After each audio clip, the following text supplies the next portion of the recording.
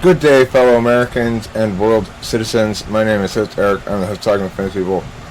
And I was just working on the pond, so if you see any dirt, filth, or other assorted mishaps upon my body, it's probably cement. Anyway, are INFPs tuned into the primordial truth of human existence? Do they really know what it means to be human? Do they have a deep and abiding sense of actualized human being in its most ultimate form? The answer is no. But let's explore it a little further. The reason I'm talking about this topic is because Spacey apparently watched a video or some portion of it by that guy. It might be Eric the INTP? Joshua, I think. Joshua the INTP? Okay. Yeah. Joshua. And he's an INTP, and he makes videos that are long-winded and dense and not very fun to watch. But that's okay, because that's what INTPs do. However, in this particular video, he made the mistake of saying something wrong. Yeah. And Spacey was nice enough to bring it to my attention. It's this guy. Joshua L. Joshua L. Home Fries. You recognize him. He's an INTP. I think there is in INFPs in general a tendency to romanticize INFPs and to think that they've got something really special going on because they've got the more mushy deliberation function or something. The thing about your authentic feelings is, of course they matter. Of course they matter a lot. Motherfucker!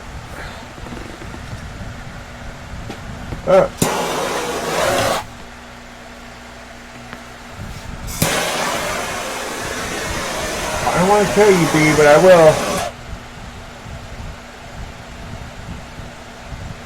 will. Or you get eaten by those spiders. Yeah, get caught in the web, B. That's what you get. Go back over there.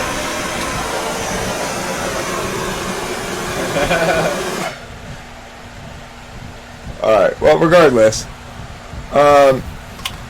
So, it is the case that your introverted feelings are... I think the point is that they're...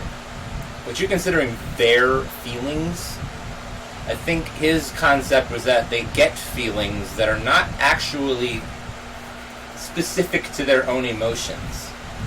That they're coming from a deeper place, sort of. Well, from a totally impractical position, I sort of agree with him. Like, if you ask the question about the bully, your kid comes home from school and he's been bullied at school and the kid has stolen his lunch, and what are you going to do? On some level, it's possibly the most actualized or realized or normatively high a response to say, well, what's going on in the bully's life? And why does he need to steal your lunch? And his feelings matter too. So, on some level, it's like FI DOMs are tuned into the moral truth of any given moment more clearly than other types of people. But at the same time, they're not tuned into the moral truth as it universalizes. And that can be a big challenge for non-FI users. So it might be the case that in some ideal world, we concern ourselves with the feelings of the bully and have a more wholly normative frame when approaching the question than simply justice, which is, only really half the normative frame. But at the same time, it's absolutely necessary to have plenty of people in the world who go, oh, really? Somebody stole your lunch at school? I'm marching my ass down there and I'm raising hell and I'm kicking ass taking names. Because it is the case that the bully matters as a human being. It's also the case that the person being bullied matters as a human being. And it's also the case that only one of those two parties was victimized. And the thing about justice is it attains remedies for those who have been unfairly victimized. So it's not the case that the world would be better off if nobody was ever held accountable for anything. An FI Dom is likely to, if you start talking shit about Kim Jong-un, they're likely to go, well, Kim Jong-un's a person too. Not necessarily, though. Some of them are pretty militant. Maybe. I mean, I guess that's the other issue with it, is it's how it manifests is very particularist. Mm-hmm. So one INFP might conclude very vociferously A or not A, and then another INFP might conclude just as vociferously the opposite. I don't think that really happens with TI when properly executed. Again, you have the same thing that you have with ISTJs, where they have both the FI and the SI going on. So they're like double particularist, you might say. They are. Can you turn that a little bit towards you so that it doesn't blow on the mic so much? Oh, a little bit more than that. Sorry, you know how I... Your 5 millimeters wasn't quite enough. So the thing is, I do feel as though INFPs in particular, more so than ISFPs, but ISFPs in their own way, have the clearest vision on what human experience is. The reason why INFPs and ISFPs don't feel scared of death in the way that I do, like the fact that I'm going to run out of time, which bugs me, is because as they go through life, they accrue all the weight of things that happen around them and to them and things they do. And they're almost the canary in the coal mine of civilization. If INFPs can successfully get through life feeling happy and joyful and stuff, then civilization's pretty good, because they're not getting abused very much. And it certainly is possible for them to be abused. It certainly is possible for the world to line up against them when they have their FI-driven positions and they don't make any sense, But they make sense to them, and they make sense related to the weight that they accrue as they go through life living. And they make sense in terms of building a repertoire of memories like the INTP does that they can be happy to sit with. Because nobody likes sitting with painful memories. Oh, remember that time I made a big fool of myself and was really ashamed for weeks after? I'm going to just sit here and just enjoy the memory of that. It's not something anybody ever does. So INFPs, in a way like ISFJs, have to carry with them the burden of their experience as a frame of knowing, but they also have to carry with them the burden of their experience as the weight of being. So they may be tuned into something primordial, something rawly moralistic, because I think introverted feelings are that, right? They're sort of like rawly moral. Right. And that was one of his major points in the video as well. What did he call them? Ethical moralists in the most pure way of all the types. Right, but the problem with that is it's also the least reliable way. So preventing suffering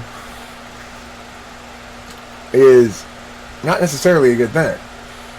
Well, it's more like preventing death than preventing suffering, but not necessarily physical death,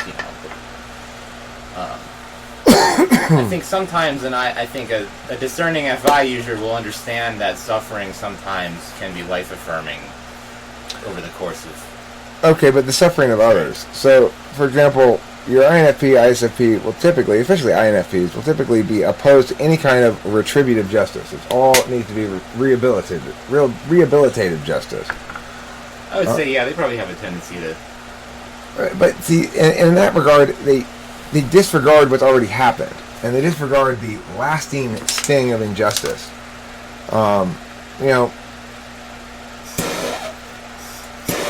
They tend to justify punishments if they think it's necessary to prevent the crime from happening again, utilitarian justifications, but they don't consider things like the return of an equilibrium to a state of justice to be an end worth anything in and of itself. So that's one of the ways in which, even though their moralism is most pure, most closest to the animal sort of moralism that is implicit in all living being that's at least mammalian, which is there's typically not an enjoyment of cruelty and suffering.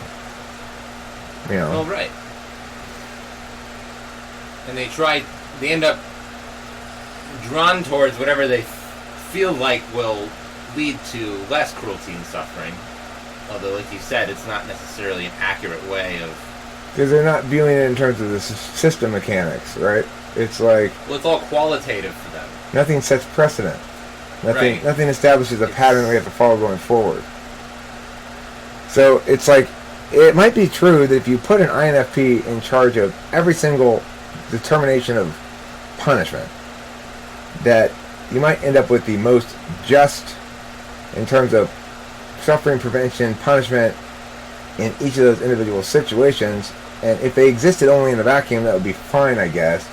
But the reality is people adjust according. So if they know that there's going to be, if you can go into the court and really convince them that you've learned your lesson, you're not going to do it again, then you won't be punished, because there'd be no point in that, you've been rehabilitated, then everybody's going to just do that. And, it's like people game whatever arbitrary system you want to apply. That's why it can't be arbitrary. But that's for general universal morality or societal-wide morality. I do think, like, the experience I had when I was a child, I used to try to shoot at birds with wrist rockets for a long time. Finally, I hit one. And I saw it on the ground, and it was all dazed and chirping with blood coming out of the side of it or something, and I burst into tears, and I never shot another bird with my wrist rocket. That's FI morality. There's nothing inherently wrong with what I was doing, morals-wise, except that I was hunting for sport, which you might say is wicked, but I just coming face to face with the suffering, I found it intolerable. So that's FI. I can't justify it, but it's the case anyway. Just like my penis, I can't justify it. Nobody can justify it. Yeah, I mean, Stomps around like a T-Rex. I guess with someone like an INFP, would they have more humanity in a certain sense? Well, I mean, an INFP would never be the one to throw the first stone, and it probably would be the one who wouldn't throw a stone even if everybody else was throwing stones. Right. But sometimes a motherfucker needs to get stoned to death. That's just how it is. I mean, who knows? They might have been a blasphemer or not worn that hood over their whole body and shown their ankles or something. I gotta stone that bitch to death. She's wholly sinful. Well, there's another part, though, where he mentions how transformative they can be. For example, it's often said that, like, Joan of Arc was an INFP, and she led an army into battle and killed a lot of people, but I mean, because she was so driven by some kind of higher meaning. But see, that doesn't seem like an FI dom. That seems like an NI dom more. Perhaps. But they can definitely be radical agents of transformation that can actually do some pretty awful things in right. what they believe. I mean, you look at somebody like that lady that there's a big hubbub about. Her name's Omar or something. Oh, Ilhan Omar? Yeah. Yeah. She's probably an NFP of some sort. And, she's got lots of conviction. She's smart. And she's got, she's got... If she were to actually run the country, it would be an absolute disaster, Her ideas are terrible, but she's smart and she's potentially that's why there's transformative. nothing more dangerous almost than a smart INFP. Yeah. Sometimes. Really. Because they don't get that fairness matters, really. It's like they... Well, and neither do most other people who are listening to them. It often seems. Because they only understand what fairness means in one frame, and they can't even conceive of how. Well, right. It would be some kind of just. They would only have this universal sense of fairness, I guess. And so everyone is well. Right. None of us are well. Right. Well, that's not true. I'm fine. Joe's sick. There, I just disproved that. Yeah, but emotionally. No, Joe's sick. I don't give a fuck about him. I'm fine and not thinking about Joe being sick, and that's fine. I mean, We will not give up until there is racial equality for everyone, and there aren't any more poor people, and, well, there will always be poor people. And, of course, INFPs don't get the fact that they're talking about relative poverty. They're not talking about absolute poverty. If they're talking about absolute poverty, there aren't any poor people in the United States. Not by the absolute poverty definition, which is like $2 a day. If the country got such that everybody had mansions, but the top 1% still had super massive mansions, NFPs wouldn't even blink twice. They'd still persist on the same policy course. They'd be like, these poor people in their regular mansions, it's not okay, it's not fair. There's no sense about what actually people need, right? Like you need food and shelter and water and shit like that, right? And, you know, these people are poor. Why? How come they're poor? Well, because they have so much less money than the richest of us. Okay, but do they have enough food to eat? Do they have a TV and they've got cable and they've got a cell phone and they've got a microwave and they've got a bed and they've got air conditioning and they've got a car? And how poor are they exactly? Relatively to Bill Gates, they're very poor. That's appropriate. Bill Gates is massively more useful than those people. Or me. He should be way richer. That's what richness is about. It's about rewarding your utility to society.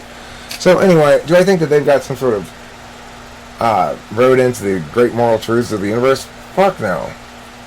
Are they probably right in the moment? And are they probably right in a way that the arguments are, you know, reductive towards? Yeah, sort of, if you were into positive indications of moral duties, but you know, Joshua INFP. I don't watch your videos, but I think you're cool.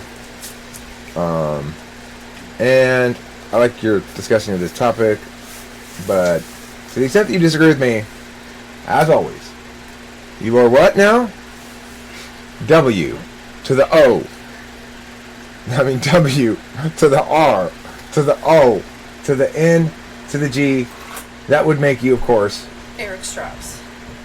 Well, it seems like the fundamental places of disagreement that you guys have is that he finds FI to be a metaphysical function in general, and I don't think that you do. No, it's not. Yeah. And then also, Do you? he finds it to be the ultimate moral guide of all the functions, where I think you actually think TI is more so. I mean, if you're talking about universal ethics, Yeah. sure. I What's mean, your view on it? I would say FI is the positive moral indication in ethics, and It's TI hard for is me the to negative tell moral because I indication in don't ethics. think I understand FI FI? enough to speak on it, which may be part of the reason that I kind of over fantasize it or something, because I don't understand it really. What is But it? I don't think FI. I will explain it to you. Okay, watch. I don't really think you understand it either. All right, Eric. look. That's See all. that? See that right there? See that? Yeah. That's FI. Okay? Now do you understand? What is the actual term of it? It's, Introverted feelings. It's like, Oh, what I have? no, you don't have it. Oh. Like, if your kid comes home and says, oh, hi, there's mom. Your kid comes home and says, come on, mom, come on back. I'll Sat go. down with cookies and cake and She wants to be with people. She doesn't want to be by herself.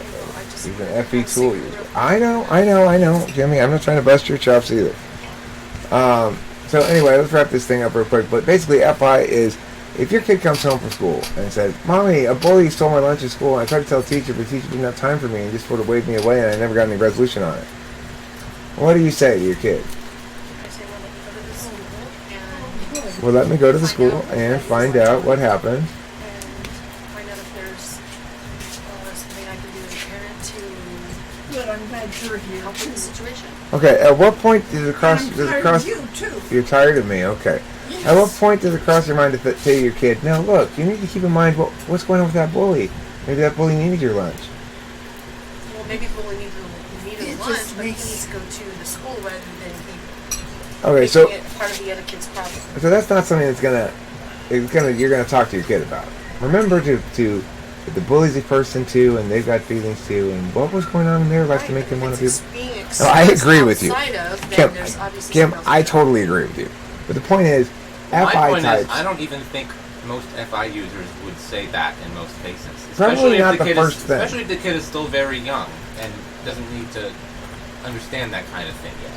Okay, well, You know? it might not be the first response, but I don't think either Kimmy or I ever get to that response.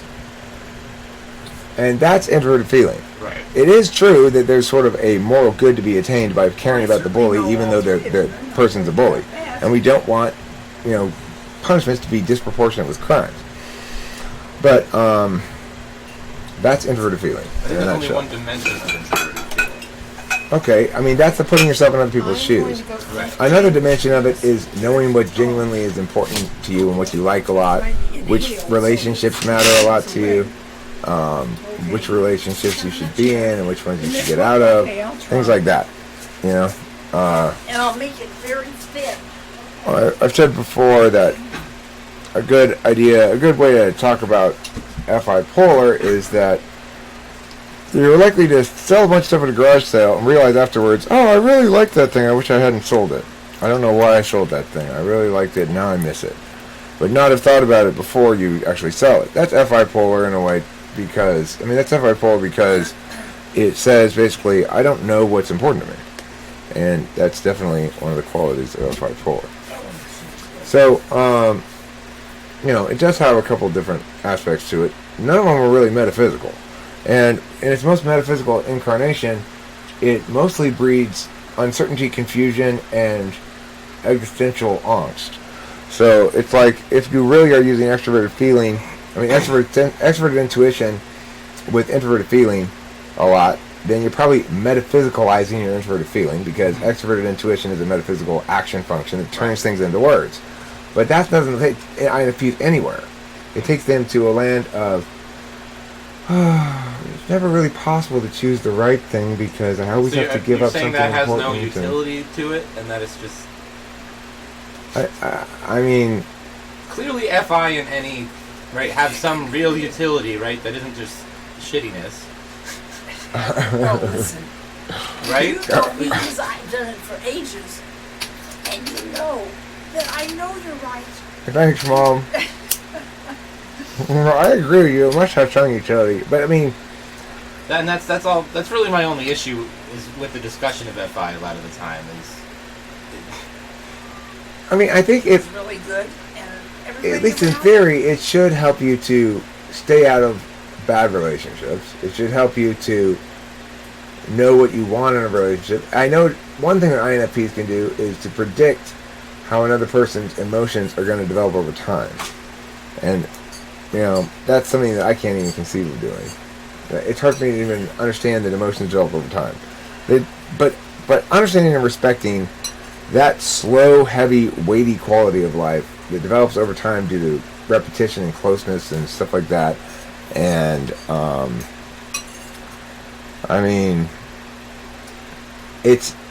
But it's not restrained to interpersonal relationships either. What else do you use it on? You're allowed to use it on in politics, too. Well, politics is really just an extension of interpersonal relationships. No, it's not. Tell you what, It mostly is. I'll come and pick you up. Nah. Right? How do you have politics without a bunch of people arguing with each other, right? Well, what I'm saying is, in interpersonal relationships, you have positive moral indications, and politics, you only have negative moral indications. Yes, Fair enough, but yeah. Like, I owe you something I don't owe society because I know you, and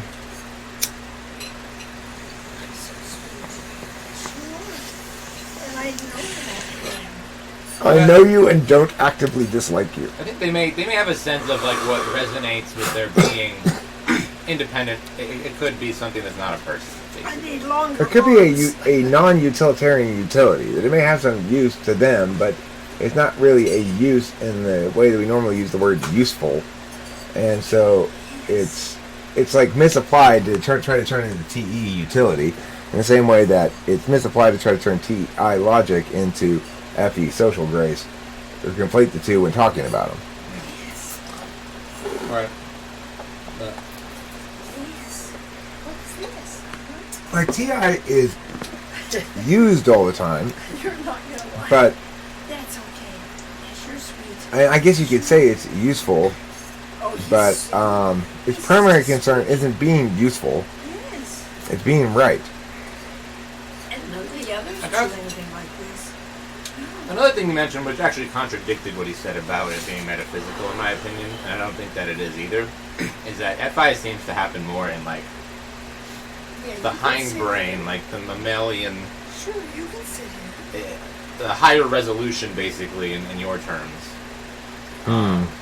Hindbrain. Which I think makes it a very physical, somatic kind of process, but I think it is, processing things in a unique way that It's may have some It's unforeseen- pre-language. It's pre-linguistic. Now, it can be expressed, then, obviously humans have language too, so whatever pre-linguistic shit you got, it gets turned into language, but, yeah, my hindbrain, I tend to refer to it as my cerebral butt, because I don't call my butt my hind penis, so that's why. Okay, well, I guess that sums it up. If you've got FI, like I've got FI, then you're in the sky eating a pie. And if you don't, then shame on you. Thanks for watching. INFPs, you're cool, everything. You got your moistures, and that's fine, but Joshua, the fuck? Man. Yeah.